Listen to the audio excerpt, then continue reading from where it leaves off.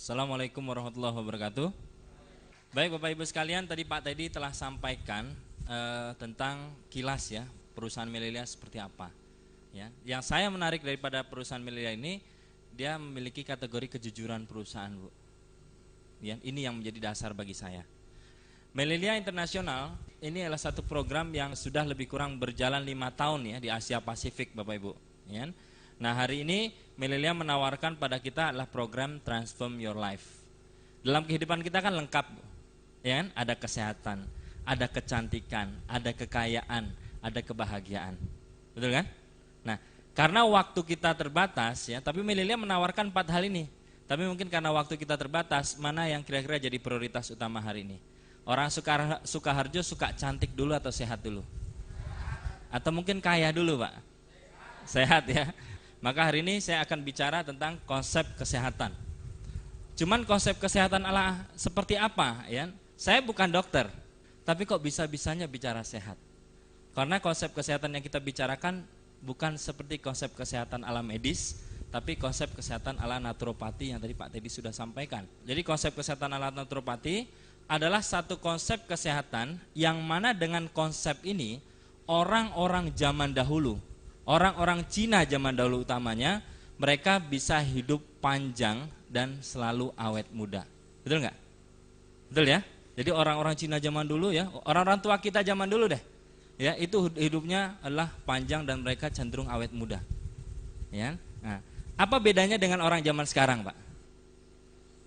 Orang zaman sekarang kecenderungannya adalah mereka belum tua, sudah banyak wajahnya terlihat lebih tua daripada umurnya, betul nggak? Betul kan?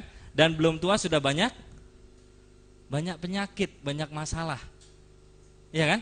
Nah, lalu apa bedanya orang zaman dulu dengan zaman sekarang?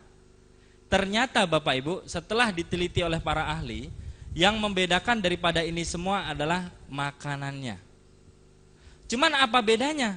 Oh, sama-sama makan kok ternyata makan zaman sekarang kok jadi masalah, ya? Beda Pak dengan zaman dulu. Zaman dulu kalau orang banyak makan, orang malah sehat. Kekurangan makan malah banyak sakit. Setuju nggak? Setuju ya? Tapi orang zaman sekarang apa bedanya? Banyak makan justru banyak penyakit. Padahal makanan yang orang zaman dulu sama zaman sekarang sama nasinya. Sayurnya juga sama. Tapi kok bisa orang zaman sekarang banyak makan justru banyak penyakit? Ternyata setelah diteliti dari para ahli, Bu, bukan makanannya yang bermasalah, tapi proses pengolahan makanannya lah yang bermasalah. Ya? Kita lihat, orang tidak pernah lepas daripada makanan dari unsur pertanian, ya. Padi, beras, betul nggak Pak?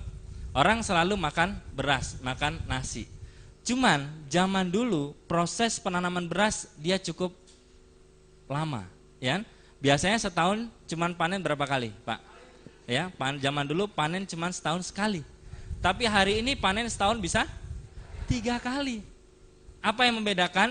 Zaman dulu dia nggak pakai pupuk kimia, konsentrat, buatan dan sebagainya, semua alami. Ya kan? Tapi hari ini ada jadwalnya Bapak nyemprot, ada jadwalnya Bapak kasih pupuk, ada jadwalnya Bapak nebar dan sebagainya. Ini semua zat-zat kimia. Perlu kita ketahui Bapak Ibu, ya. Zat-zat kimia tadi dia tidak mudah hilang atau larut dengan air. Justru ketika dia jatuh ke dalam air, ke dalam tanah, zat-zat kimia tadi akan diserap oleh apa? Oleh tanaman melalui akar. Ya, akar-akar tanaman ini nanti akan menyerap dan akhirnya menjadi bagian-bagian daripada beras yang hari ini kita makan. Jadi beras zaman sekarang sama zaman dulu beda nggak hasilnya? Beda. Zaman dulu bersih, zaman sekarang ada pestisidanya. Artinya beras kita beracun, ya Mbak. Ya, jadi Bapak Ibu kalau makan beras hari ini selalu bersamaan dengan makan racun. Ini baru daripada beras. Kalau kita bicara makanan sehat, biasanya kan ada nasi, ada sayur. Kita makan sayur bagus nggak Bu? Bagus. Sebetulnya bagus, betul nggak? Kita makan sayur bagus memang. Kandungan dalam sayuran bagus. Cuman saya mau tanya, kalau Ibu beli sayur di pasar, carinya sayuran yang mulus atau sayuran yang bolong? Selalu kita cari yang mulus. Kenapa nggak mau yang bolong, Bu? Nah, bekasnya ulet. Nah, sekarang kita harus tahu, Kenapa kok ada sayuran yang mulus, ada sayuran yang bolong? Karena ternyata yang mulus dia terlalu banyak pestisida sehingga ulat pun nggak mau makan. Ya? Yang bolong-bolong justru dia sangat sedikit pestisida, disitulah ulat mau makan. Ya kan? Nah, maka apa yang terjadi? Kalau kita makan sayuran yang mulus tadi, akhirnya apa, Bu? Sisa-sisa pestisida tadi akan masuk bersama dengan sayur yang kita makan ke dalam tubuh kita. Ya kan? Nah, kita maunya makan sayuran, ternyata kita juga makan racun juga. Nggak sadar kita makan racun juga. Ya? Kemudian yang berikutnya lagi apa? Kita makan buah-buahan, nasi, sayur, buah.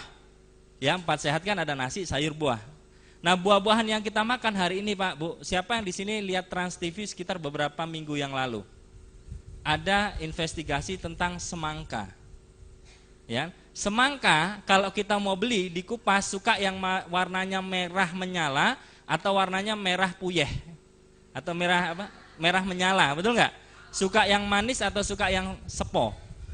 Suka yang manis, suka yang merah menyala. Tapi siapa yang tahu?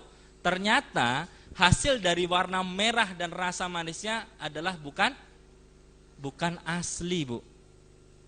Ada suntikannya, Bu.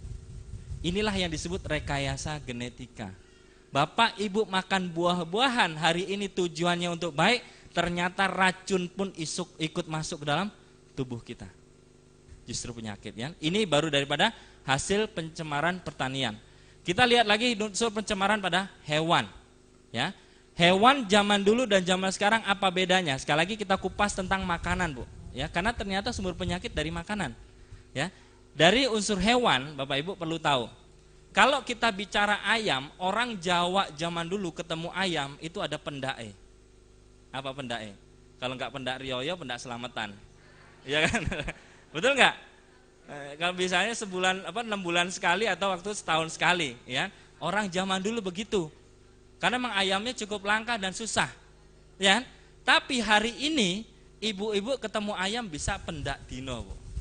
Setiap hari ketemu ayam. Kalau nggak ada ayam, anak kita nggak mau makan, betul nggak? Lalu apa yang membedakan ternyata? Ayam zaman dulu biasanya panennya 3 bulan 4 bulan sekali. Tapi hari ini dalam waktu 35 hari, ayam beratnya sudah mencapai 2 kg. 2 kg, Bu, beratnya. Kenapa? Karena ternyata di dalam makanan-makanan ayam itu dia sudah ada konsentrat pertumbuhan atau hormon-hormon pertumbuhan yang mana dalam waktu singkat dia harus ada target pertumbuhan sekian kilogram. Petaninya pingin sukses, peternaknya pingin sukses, maka dikasih zat-zat hormon pertumbuhan tadi. Ya. Reaksi bagi manusianya seperti apa? Kita akan lihat reaksinya. Bagus memang. Secara teknologi pertanian bagus. Tetapi apa merusaknya pada tubuh kita? Ibu bisa lihat kecenderungan pada anak-anak. Ya. Anak perempuan zaman sekarang tingkat hormon pertumbuhannya lebih cepat daripada anak zaman dulu. Lihatnya di mana? Menstruasinya. Zaman dulu menstruasi usia 15-16 tahun. SMA baru menstruasi. Hari ini usia 10 tahun sudah menstruasi. Ada nggak seperti itu? Ya, banyak. Mungkin cucu ibu pun juga sudah menstruasi di usia itu. Ya, itu bagi anak-anaknya. Bagi dewasanya gimana? Ternyata usia menopause menjadi lebih cepat. Kalau zaman dulu usia menopause adalah usia 50-55, hari ini usia 40 tahun pun sudah terjadi menopause. Bayangkan, Pak. Dalam? Oh, dawe. Dayoe berhenti, ya kan? Padahal yang diharap-harap Bapak kan dayoe itu, ya. Biasanya kalau habis dayo-dayohan, wah, Bapak seneng, ya. Karena Ibu jadi semangat lagi, ya. Itu karena itu kalau berhenti dayoe enggak semangat lagi. Ini Bu, ya. Ini adalah bahasa jujur dari para lelaki. Betul nggak, Pak? Pak, betul nggak, Pak? Betul, ya. Karena usia 40 tahun ke atas adalah usia terbaik bagi laki-laki. Setuju nggak? Ya, bapak-bapak ini kan, Bapak harus dukung saya. Ini mumpung Bapak kan nggak berani ngomong langsung sama Ibu kan? Ya kan, pasti nggak berani. Saya bantu ngomong biar Bapak, suara bapak-bapak diam. Ya, usia terbaik bagi laki-laki, dia sudah mapan secara ekonomi, dia sudah mapan di usia 40 tahun. Tapi di usia 40 tahun banyak ibu-ibu sudah menopause. Maka apa yang kita permasalahkan sekarang, masalahnya adalah pada unsur pencemaran peternakan tadi. Kita bicara sapi aja. Sapi zaman dulu, Pak, gemuknya itu kan lama, Pak. Tapi sekarang setahun sapi itu bisa dari harga 6 juta ke harga 16 juta dalam waktu setahun. Karena memang ada bisnis penggemukan sapi. Ya kan? Itu banyak sekali ya. Inilah unsur dari pencemaran peternakan. Dan hal yang saat ini hampir tidak bisa kita lepaskan dari unsur makanan kita adalah apa? Zat pewarna, perasa, dan pengawet. Hari ini Bapak kalau masak, Ibu ya, kalau masak cuma pakai gula garam aja masih enak nggak kira-kira? Harus ditambah apa, Bu? Royco, ya kan? Terus Masako, ada juga Molto. Iya. Oh, Molto nggak dimasukkan ya, Molto ya? Enggak ya. Saya pikir yang OO itu enak semua gitu. Ada Rinso juga bisa masuk di situ ya. Ya, ini adalah pencemaran dari zat pengawet, pewarna, perasa. Zat pengawet, pewarna, perasa. Zat-zat inilah yang hari ini Bapak Ibu harus dicermati. Ternyata dari tingkat konsumsi zat-zat ini tadi, itulah penimbul sel kanker terbesar kita abad ini. Justru dari pengawet, perasa, pewarna. Zaman dulu Pak, orang kalau masih masak masih pakai gula sama garam aja, jarang orang kena kanker. Betul nggak? Tapi hari ini orang kita banyak kena kanker, entah kanker rahim, kanker apa pasti ada.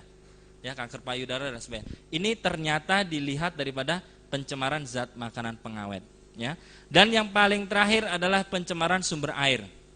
Kalau di Sukoharjo mungkin tidak terlalu berat ya. Kenapa? Sukoharjo airnya masih bersih, ya. Tetapi kalau udah di kota-kota besar seperti Malang, Jakarta dan sebagainya, orang sudah nggak berani lagi minum air sumurnya. Karena apa? Karena warna dan rasanya sudah berubah. Ya, dia nggak berani lagi minum. Ya, maka akhirnya 4 permasalahan ini adalah menjadi pokok utama dalam kehidupan kita hari-hari. Cuman Bapak Ibu, setiap manusia adalah perlu makan. Nah, kira-kira di Sukoharjo kita ini, ya di kota ini, susah nggak mencari makanan-makanan yang tidak tercemar seperti yang saya ceritakan tadi? Susah nggak Bu cari makanan yang tidak tercemar? Ya, kategorinya adalah sangat susah. Padahal di kota Sukoharjo, ya, yang kotanya begitu damai, tapi dia susah juga cari makanan yang tidak tercemar. Terus aku makan apa, Mas Rifki? Puasa Bu. Ya puasa kalau buka apa nggak ada buka dan sahurnya ya kelenger juga, ya kan? Orang kan tetap akhirnya harus kembali pada makan juga ya. Nah akhirnya Bapak Ibu, karena kita sudah terpola seperti ini, dan Ibu tahu konsep pencemaran ini ternyata sudah terjadi sejak tahun 60-70-an. Ingat nggak? Waktu Indonesia ramai-ramainya ada swasembada pangan, ya kan? Dimana semua sektor pertanian digenjot, ya, sehingga ada terkenal namanya pupuk-pupuk ini dan sebagainya. Itulah hasil daripada sehingga dari usia di tahun 60-70 tahunan sampai dengan sekarang berkembanglah penyakit-penyakit yang luar biasa. Kenapa? Karena manusia hari ini tidak pernah lepas daripada makanan, ya. Rata-rata kita makan sehari 3 kali. Nah permasalahannya, kalau kita makan sehari 3 piring, sebenarnya yang jadi masalah bukan hanya masuknya aja, tapi jumlah keluarnya proporsional atau tidak. Kalau keluar masuknya rata-rata 3 piring, seharusnya Bu, takaran ideal ketika kita keluarnya besok adalah 1,5 sampai 2 piring. Nah, tapi Ibu pernah nggak nakar keluar? Belum pernah ya nakar pakai piring gitu ya. Wah, Mas Lutfi gimana ya? Ya. Tapi rata-rata, percaya atau tidak, kalau nggak percaya Ibu besok buktikan bahwa rata-rata hari ini orang-orang makan 3 piring, keluarnya cuma setengah piring. Ya, jadi keluarnya rata-rata hari ini cuma sedikit-sedikit dan putus-putus. Kadang-kadang ada yang keluar 2 hari, 3 hari kemudian baru keluar. Ya, lalu sisa kotoran yang tidak tuntas kebuang tadi lari kemana? Ternyata Bapak Ibu setelah diteliti, dia sisa masuk dalam usus kita. Dia mengendap di dalam usus kita kotoran-kotoran ini. Ya. Perlu kita ketahui panjang usus kita, panjangnya adalah 6 kali tinggi tubuh. Jadi kalau tinggi ibu adalah 150 cm misalkan ya, maka kali 6 lebih kurang 9 meter. Ya, bayangkan selang sepanjang 9 meter itu adalah usus kita, ibaratnya gitu. Kalau kita ibaratkan lagi selang tadi, Bu. Selang isinya cuman air. Waktu ibu beli di toko bangunan, selang masih bersih. Tapi setelah 3 bulan dipasang di keran, isinya cuman air, dia dalam 3 bulan kita potong sudah ada apa? Sudah ada karat, sudah ada lumut, sudah ada macam-macam ya, kotoran ada di situ. Padahal lewatnya cuman air. Lah bagaimana yang dalam usus kita panjang 9 meter, dia apa yang lewat?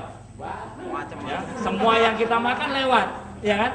Ada ayam lewat, ya. Ada apa, Bu? Tahu, tempe, ya. Kemudian cilok, Bu. Oh, ada cilok juga boleh lewat, ya. Ya, kopi, teh, semua kita makan, ya.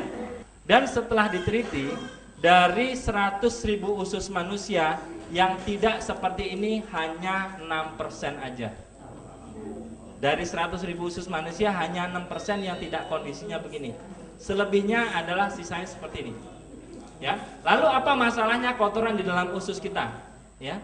Kalau ibu logikanya ya, gampang ibu. Kalau ibu misalkan ibu sudah makan, ya, setelah dikunyah kemudian ibu lepeh, ibu taruh di lepek, ya. Kira-kira dibiarkan 1 jam. Setelah 1 jam kemudian mau nggak ibu makan lagi? Nggak mau kan? Itu baru 1 jam, ya.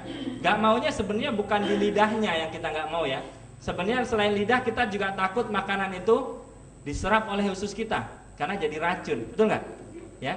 Sebenarnya inilah yang lebih berbahaya. Karena apa? Kotoran ini umurnya sudah bertahun-tahun dalam perut kita.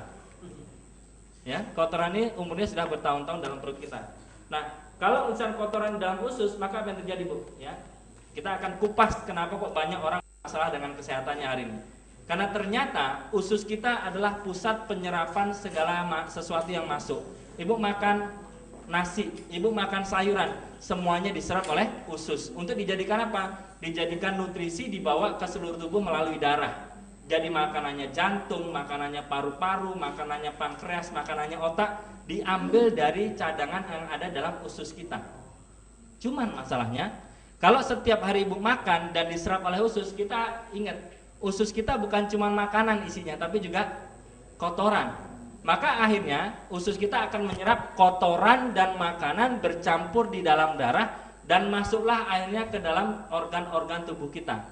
Logika sederhananya dia akan pertama kali masuk ke wilayah liver kita. Ya, masalah hati, liver. Kalau liver kita ini punya fungsi penyaringan. Dalam penyaringan pertama dia akan menyaring kotoran-kotoran ini. Ya. Kalau dia capek terlalu banyak yang disaring, maka indikasinya apa? Indikasi pada tubuh kita biasanya kita mudah lelah. Ya, kalau kita sudah mudah lelah Bapak Ibu, itu berarti liver kita sudah bermasalah. Ya. Pertama liver, yang kedua ginjal. Ginjal ini dia juga menyaring kotoran-kotoran dari dalam darah. Ya. Logikanya kalau ginjal kita sudah kena gimana? Biasanya Bu, kencing kita sudah tidak terlalu banyak lagi. Yang kedua, pinggang kita sudah mulai sering sakit. Kemudian kaki kita itu sering bengkak-bengkak. Ya, kulit kaki utamanya dia sering pecah-pecah dan ada kapal. Tahu kapal Ibu ya? Ngapal itu apa namanya? Pengerasan gitu ya. Itu seperti itu contoh ginjal bermasalah. Kalau lebih parahnya lagi biasanya dia harus dicuci darah dan seterusnya. Ini baru 2 pertahanan, liver dan ginjal. Kalau 2 pertahanan ini sudah jebol, maka kotoran akan dibawa ke seluruh tubuh, masuklah ke organ pankreas kita. Pankreas dia harusnya bersih tanpa kotoran, tapi karena kotoran masuk melalui darah tadi, apa yang terjadi? Pankreas tidak bisa memproduksi insulin dengan baik, akhirnya orang terkena penyakit yang namanya apa Pak? Kencing manis. Ya, kencing manis disebabkan karena pankreas tidak bisa memproduksi insulin dengan baik disebabkan kotoran. Kalau kotoran ini masuk ke dalam pembuluh darah jantung kita, harusnya jantung ini kan ada pembuluh darah masuk dan ada pembuluh darah keluar. Kalau dia nyumbat di pembuluh darah masuk aja, maka apa yang terjadi? Yang terjadi dia tidak bisa memompa dengan baik, orang menjadi darah rendah. Kalau darah keluar, ya misalnya pembuluh darah keluarnya yang kesumbat, maka tekanan darahnya, tekanan pompa daripada jantung ini sangat tinggi, maka yang terjadinya apa Pak? Tekanan darah tinggi. Ini karena itu tadi, ya. Kemudian jantungnya menjadi lemah dan sebenarnya akhirnya terserang kenalah jantung penyakit jantung saat ini. Ya, kalau pembuluh darah tadi, kotoran-kotoran dalam darah tadi masuk ke dalam pembuluh darah otak, logika sederhananya apa? Biasanya orang sudah mulai pikun, ya, pusing-pusing, ya, kena stroke, ya, itu adalah karena kotoran di dalam darah kita tersimpan dalam otak saat ini terlalu banyak, ya. Dan setelah diteliti Bapak Ibu bahwa 90% penyakit abad ini disebabkan oleh usus kita, ya, adalah kotoran yang ada dalam usus kita seperti ini, ya. Inilah kotoran-kotorannya, ya. Baru seperti tadi saya tunjukkan, jadi 90% penyakit abad ini disebabkan oleh kotoran yang ada dalam usus. Nah, bentuk usus yang normal, ya, sebenarnya adalah seperti yang tengah ini, ya. Usus yang bermasalah Bapak Ibu ada berbagai macam jenis, mungkin Bapak Ibu nggak bisa lihat detail, tapi saya tunjukkan di sini adalah spasma. Spasma ada penyempitan di bagian bagian pencernaan keluar. Ini biasanya indikasinya kalau orang sudah kebelet pingin buang air besar, tapi yang paling banyak keluar adalah angin, ya. Angin itu biasanya angin, ya, entut gitu, ya, tut gitu, ya. Terus keluarnya juga cuman kecil-kecil, ya. Itu sedikit-sedikit, itulah spasma, ya. Kemudian ada lagi sigmoid menggembung. Sigmoid menggembung biasanya di sini disebabkan karena infeksi di dalam usus. Kemudian dia ada kotoran yang merusak merusak usus tadi dan akhirnya bengkak. Bengkak mendorong rektum dan akhirnya biasa kita sebut adalah wasir atau ambeien. Ya, ini kotoran dalam usus tadi. Kemudian ada penyempitan. Di dalam penyempitan ini Bapak Ibu, biasanya orang BAB-nya sudah bisa dihitung dengan jari. Kadang-kadang makan hari ini keluarnya baru 2-3 hari. Itu penyempitan yang ringan. Penyempitan yang parah biasanya dia buang air besarnya adalah sebulan sekali. Nah, itu enak, itu irit kan? Enggak buang-buang air, ya. Nah, itu sebulan sekali. Ini penyempitan. Ada, ya. Kemudian ada lagi divertikula. Divertikula biasanya paling mudah Ibu lihat kalau kita omong-omongan sama teman, ya. Dia sudah sikatan pakai sebagainya, dan dia tidak sedang puasa, tapi dia masih keluar bau mulut tidak sedap. Ya, ini disebut divertikula. Dia sudah harus hati-hati karena itulah gejala kanker usus yang pertama. Ya, ini kalau dia sudah parah, ya, sudah terlalu banyak benjolan divertikula di sini, maka ususnya akan dipotong, ya, dan pada proses itu dia akan dibuatkan saluran pembuangan tidak dari belakang, tapi saluran pembuangan dari depan, ya, dari usus dari perut kita bagian depan. Itu divertikula, ya. Kemudian yang ini, yang tengah ini paling sering kita lihat. Biasanya kalau bapak-bapak atau ibu-ibu di usia di atas 35-40 tahun, coba Ibu lihat perut bapak, ya. Bapak lihat perut Ibu.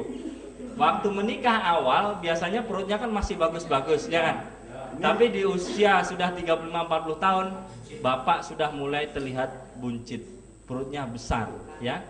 Nah, kita pikir, ya, yang ada dalam perut bapak kan lemak, ya. Tapi ternyata itu bukan sama sekali. Ya, kondisinya seperti ini, disebut prolaps, ya. Jadi ususnya yang bagian atas sudah terlalu berat, kemudian dia akan mendorong ke bagian depan sehingga terjadilah buncit. Buncit ini kalau Bapak Ibu senam, ya, macul, senam, mau apapun dia nggak akan bisa hilang karena dia bukan lemak. Lemak kalau Bapak Ibu ingin tahu, yang Ibu kalau misalkan berdiri, Ibu cubit di dalam perut Ibu ini, ya, ini lemak, ya, bisa dicubit, ini lemak. Tapi bikin perut kita buncit itu bukan lemak, itulah toksin, ya. Maka apa yang terjadi, ya, kalau misalkan terjadinya makanan kotoran-kotoran tadi Bapak Ibu disebabkan karena, ya, oke, masalah-masalah yang timbul karena ini tadi, ya, maka bagaimana solusinya? Kita patut bersyukur karena Dr. Henry Chang, kalau tadi di Sukoharjo susah kita mencari makanan yang tidak tercemar, tapi hari ini Dr. Henry Chang telah menciptakan satu konsep makanan yang tidak tercemar sama sekali. Dan sudah diciptakan dalam bentuk makanan serbuk seperti ini. Sudah dalam bentuk makanan, Pak. Ya. Nah, daripada makanan ini, Dr. Henry Chang sudah berikan konsepnya, di mana orang dengan makan ini orang bisa hidup sehat, ya, dengan makanan yang tidak tercemar. Lalu apa isi daripada makanan ini? Makanan ini berisi daripada 20 jenis tumbuh-tumbuhan dan sayuran yang tidak tercemar sama sekali. 20 jenis tumbuhan dan sayuran. Kalau kita sudah makan ini Bu, Pak, kita sudah tidak perlu makan yang lain-lain. Ya, karena apa? Sifat daripada makanan inilah pengganti makanan, bukan suplemen atau makanan tambahan. Ya, kalau Bapak sudah makan ini, kenapa kok bisa menggantikan makanan kita? Apa bisa kita nggak makan nasi? Ya, kalau orang Indonesia kan biasanya kan nggak bisa Bu makan nasi. Ya, kalau nggak makan nasi, ya sudah makan mie di warung pojok sana, pulang sampai rumah, Pak sudah makan, turun. Ya, kenapa belum ketemu nasi hari itu? Ya. Tetapi kalau Bapak Ibu sudah makan ini, sekali lagi dia sudah tidak perlu makan yang lain-lain, karena di dalam makanan ini, dalam 20 jenis tadi sudah ada berasnya, sudah ada gandumnya, sudah ada jagung dan biji-bijian untuk memenuhi karbohidrat Bapak. Ya, jadi kalau sudah makan ini, insya Allah Bapak nggak akan lapar, karena apa? Sudah kenyang. Terus kemudian ada lagi 16 jenis tumbuhan sayuran, yang diantaranya ada bayam, kemudian ada seledri, ada apa? Gubis, ya, lengkap sekali. Ya, sudah ada lengkap semua ini. Dan dari 20 jenis tumbuhan ini, sekali lagi penanamannya tidak pakai proses kimia, sehingga PBB Bapak Ibu, ya, PBB melalui lembaganya disebut OUNFA, dia memberikan penghargaan bintang 5 kepada makanan ini. Ya, bintang 5, ya. Nah, cara makannya gimana? Cara makannya sederhana. Kita makannya adalah kita nanti siapkan gelas tertutup seperti ini, Pak. Ya, di sini ada mililiternya, ya. Ya, jadi kalau Ibu nanti mau makan organik ini, ambil air dulu 300 ml, ya. Kemudian isi dengan 1 sendok takar aja. Di sini ada sendok takarnya, Bu. Isi dengan 1 sendok takar, masukkan ke dalam gelas kocok ini, kemudian ditutup dan dikocok. Ngocoknya hanya dianjurkan 5 kali aja. Ya, 5 kali aja. Ibu nggak perlu saya ajari cara ngocok kan? Nah, sudah tahu ya Bu ya. Ngocoknya 5 kali aja. Setelah 5 kali dikocok, kemudian langsung dibuka dan diminum sampai habis. Air dingin aja Bu. Ya, jangan air panas. Kalau air panas rusak nutrisinya. Ya, jadi dia air dingin aja 300 ml. Ya, dia biasanya, ya kalau Ibu biasanya makan sayuran itu kan ada rasa ayamnya, rasa sapinya karena ada perasanya. Kalau Ibu makan ini, dia tidak ada rasa sama sekali, hambar, sepoh, ya. Nah, caranya gimana kalau kita ingin merasa supaya ada rasanya? Campurkan perasa alami, ya. Ibu masukkan seperti jeruk, ya, atau apa namanya, pokoknya jeruk ya, jeruk, buah madu juga boleh ya. Tapi campurkannya dengan air dulu. Jadi jeruk dulu, air dikasih jeruk, dicampur dulu. Baru dicampur makanan kerikil organiknya, dikocok lagi 5 kali, baru diminum. Nanti rasanya jeruk. Jadi tergantung Ibu masukkan apa, disitulah dia rasanya. Ya, kalau rasanya seperti itu. Ini adalah makanan organiknya. Nah, dalam waktu lebih kurang Bapak Ibu ya, ini kita dalam seminggu pertama, Bapak Ibu kalau ingin bagus tuntas masalah-masalah kita hari ini, kita dianjurkan untuk puasa organik dalam seminggu pertama. Puasa organik apa? Berarti selama seminggu itu Bapak hanya makan organik dan air. Ya. Ya, jadi hanya makan organik dan air. Makan makanan ini dan air. Ya. Jadi airnya dalam 1 hari minimal 3 liter.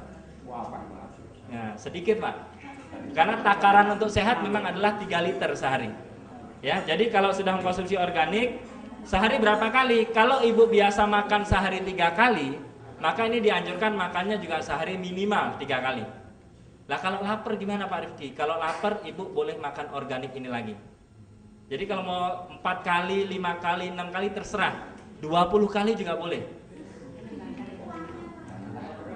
Loh ini nggak beli loh Bu.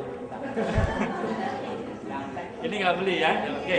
Jadi dia makannya boleh terserah. Kalau Bapak lapar masih lapar lagi makan organik lagi nggak ada masalah. Ya, minimal 7 hari pertama Ibu dianjurkan puasa nasi dan lauk pauk. Ya, jangan sampai lagi Ibu nanti tanya, ya. Kalau nggak boleh makan nasi, makan lontong boleh nggak? Nah, sama aja, ya. Buah-buahan masih boleh. Kalau lapar, ngemil buah-buahan dianjurkan adalah apel yang telah dikupas atau jambu biji. Ya, belimbing juga boleh, pepaya juga boleh, terserah. Pisang juga boleh. Mangga jangan dulu, Pak. Ya, mangga jangan dulu. Kalau ya, Bapak masih ada mangga di rumah. Saya bawa nanti. Saya bawa dulu ya, buat saya nanti. Ya, jadi seminggu pertama aja, Pak.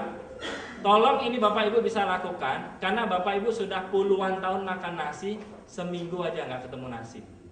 Ya, seminggu aja. Anjuran pertama seminggu aja. Ya.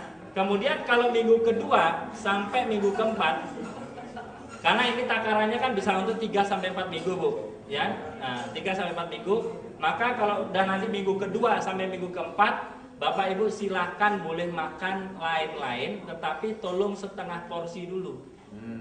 Ya, setengah porsi dulu. Jadi makan minggu pertama full puasa, minggu kedua setengah porsi aja. Kalau tadi biasanya nasi 3 entong, sekarang saentong ya, saentong setengah ya, dan seterusnya. Terus kemudian minggu kelima ya, kalau Bapak ini nanti tolong jangan putus sebelum 3 bulan.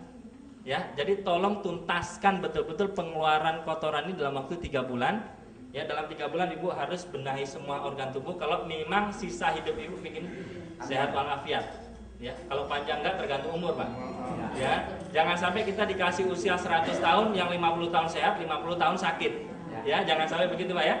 Nah, terserahlah, umur terserah Allah aja. Nah, sekarang yang paling penting nanti setelah minggu keempat kita lalu puasa setengah makanan itu, maka nanti minggu kelima dan seterusnya Ibu boleh makan bebas. Tapi tolong tetap dijaga takarannya. Ya, dan makanan organiknya jangan kurang daripada sehari 2 kali minimal. Dan air 3 liter. Ya, ini adalah makanannya. Lalu kalau minumannya yang terbaik apa? Minuman terbaik bagi manusia adalah air bersih. Air putih ya. Air bersih itu dia minimal 3 liter. Dia takaran ideal. Kenapa? Kita keluar keringat setiap hari. Kita keluar kencing setiap hari. Maka dia harus ada gantinya dengan air. 3 liter. Nah, maka kalau minuman-minuman yang lain yang baik adalah apa? Kita anjurkanlah susu kedelai. Kenapa kok susu kedelai ini bagus? Karena Bapak Ibu, susu kedelai, kalau orang-orang Jawa zaman dulu anaknya kekurangan ASI, biasanya dikasih apa? Air apa? Tajin. Air tajin, biasanya kan begitu ya. Nah, kalau orang Jawa zaman dulu kasih tajin, orang Cina zaman dulu kasihnya susu kedelai. Nah, sekarang kita perlu tahu, kalau tajin sekarang kan kita sudah nggak berani kasih tajin, karena kan berasnya sudah tercemar, ya. Tapi kalau orang Cina zaman dulu, kenapa kasih susu kedelai? Kita akan kupas. Ternyata di dalam susu kedelai dia memiliki kandungan kalsium 3 kali lebih banyak daripada susu sapi. Jadi kalau ibu-ibu pingin, alhamdulillah, ya, kalau ibu-ibu pingin sehat bagus ya, kalsiumnya bagus, maka susu kedelai dia punya 3 kali kalsiumnya.